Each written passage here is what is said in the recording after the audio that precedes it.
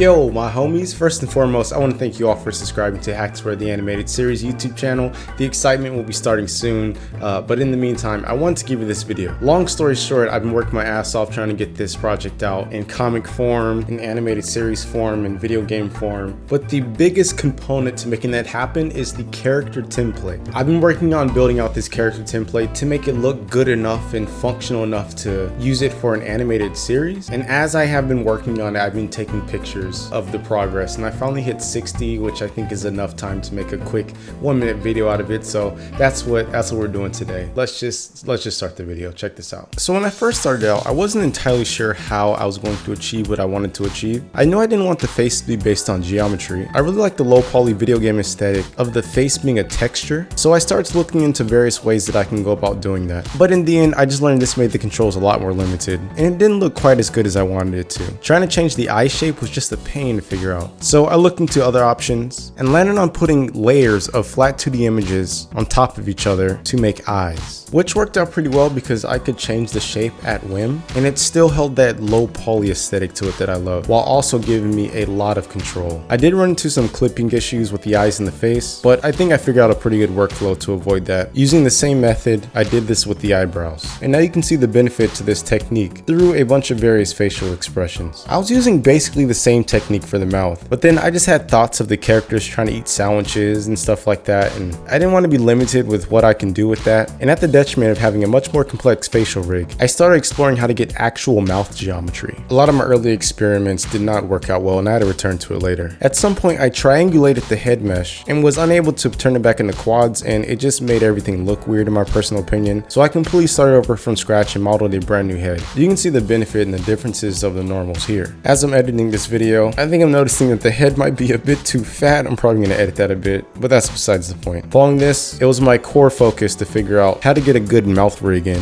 I'm not quite there yet, but I will continue to keep working on it. And that's basically where I'm at the moment. Thanks for your patience. I'll see you on the next one.